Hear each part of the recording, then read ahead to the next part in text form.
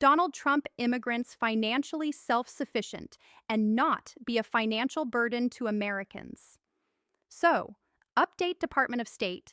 The Department of State is undergoing a full review of all screening and vetting policies to ensure that immigrants from high-rises countries do not unlawfully use welfare in the United States or become a public charge. In update February 2nd of 2026, 75 countries exemptions immigration visa, pause exceptions. Dual nationals who are applying with a valid passport of a country that is not listed or exempt from the pause at children adopted by Americans can qualify for an exception, including national interest exception among American families, should continue the normal adoption process in announced Trump administration migration third world countries. So 75 countries are immigrant visas effective. January 21st of 2026 announce U.S. Department of State. January 14th on the American Taxpayer Benefits Announcement Department of State to ensure that new immigrants will not extract wealth from American citizens. Prevent entry of foreign nationals who would take welfare and public benefits from American taxpayers, countries, nationals from these countries. Immigrant visas or permanent resident cards or green cards. Good news. Philippines visa policies. So consular officers, applicants, information, health information, usually visa, medical examination, treatment, English proficiency, administration effective January 21st, finances or banks, potential long-term care medical condition, U.S. immigration system to fully recover from what he described as the negative impacts of current immigration policies. So, Olivia, what's the State Department saying about this? And what's really the reason why Mr. Trump's administration? Sure, Rita. Well, there's a number of reasons why the administration is taking this step in principle, to continue conveying very publicly that the U.S. is going to be much more selective about who it lets into the country. And the fundamental legal reasoning here is it's already on the books. It's rooted in existing law under federal immigration rules. Visas can already be denied if someone is likely to become what's called a public charge, meaning dependent on government benefits. And this category of visa is for those who want to move here permanently, usually to join family or to take a long-term job, is not for tourists or students. And the administration is saying here that pausing processing for these 75 countries, which include Russia, Egypt, Colombia, is meant to stop what they say is abuse of the system and prioritize people who they say are self-sufficient. Critics are pointing out that this isn't fixing the lock. It's narrowing the doorway, especially for poorer countries, for elderly applicants, people with health conditions, and it runs the risk of making the U.S. so unattractive a destination that it's going to disincentivize the people we do want to come here, youth and talent, who would contribute productively to the U.S. economy.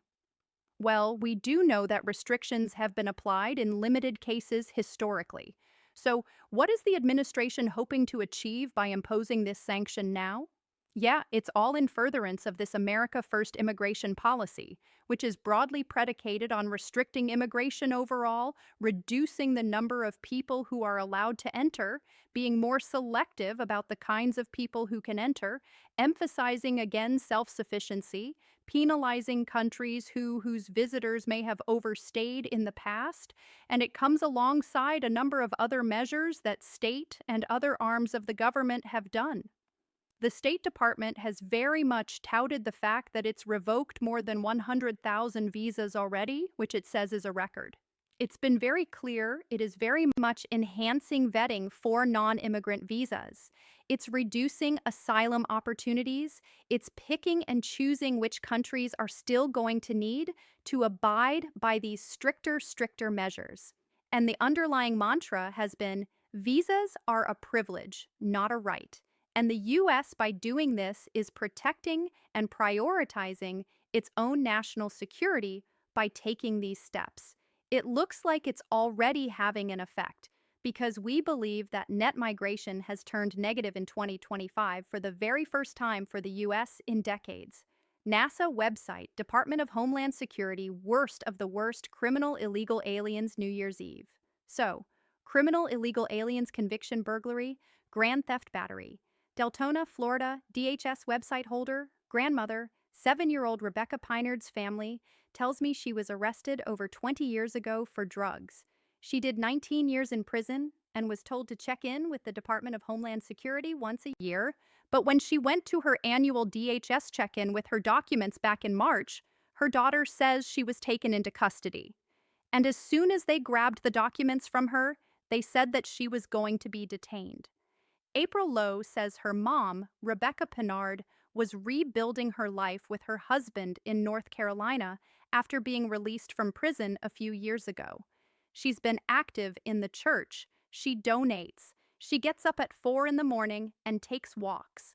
They say she has a slew of medical concerns, including severe kidney disease, thyroid issues, and uncontrolled blood pressure. On video calls, Piner tells her family she has not been given her medications on a regular basis. It was, very inconsistent. And this is like medication that is really critical for her. Louise Macarini is with the Filipino Migrant Organization in Chicago looking at Pinard's case. Before she is deported on Friday, they are demanding she gets a medical exam not in ICE custody, dialysis, and other medical needs. With no recent medications, they fear Pinard's flight from O'Hare to the Philippines could be dangerous. A blood clot can lead to lung damage. A blood clot could lead to, even like sudden death. I will be flying out with my mother. Lowe says she will be on the 15-plus hour flight with her mom Friday to get her settled. She also says her mom could have fought to appeal her case if she was in a better physical state.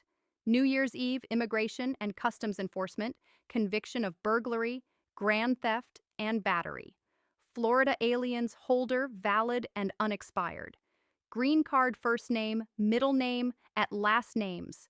Criminal conviction or deportable offense. Green card holder outside of the U.S. conviction or criminal conviction outside of the U.S. abroad for more than 1 year. Abandonment, legal permanent residence, foreign passport, or passport less than 6 months outside of USA, home USA, so outside of USA. So general rule USA less than 1 year. First, if you maintain U.S. family ties and community ties, U.S. employment file, U.S. income tax return as a resident as your permanent home, also maintain U.S. mailing address or maintain U.S. bank accounts or valid U.S. driver's license or maintain a valid license or own property. Business evidence Donald J. Trump in Executive Order Protecting the American People Against Invasion. Executive Order expanded deportation grounds for green card holders, rules green card holders conviction or criminal conviction crime. Crime of moral turpitude or an aggravated felony.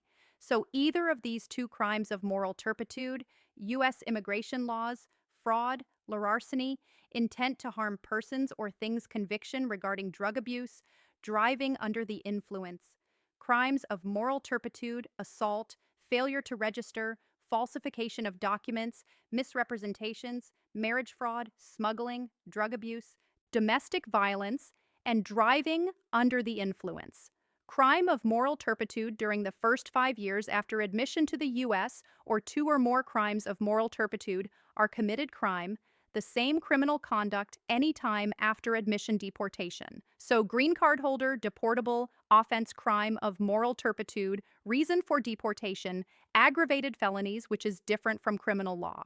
So offenses, murder, rape, theft, or violent crimes, drug or firearms trafficking, sexual abuse of a minor, child pornography, money laundering, or tax evasion involving more than $10,000, espionage, sabotage, treason, perjury, or terrorism.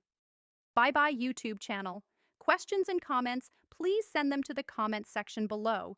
Thank you guys for supporting my channel. I hope everyone is staying safe and have a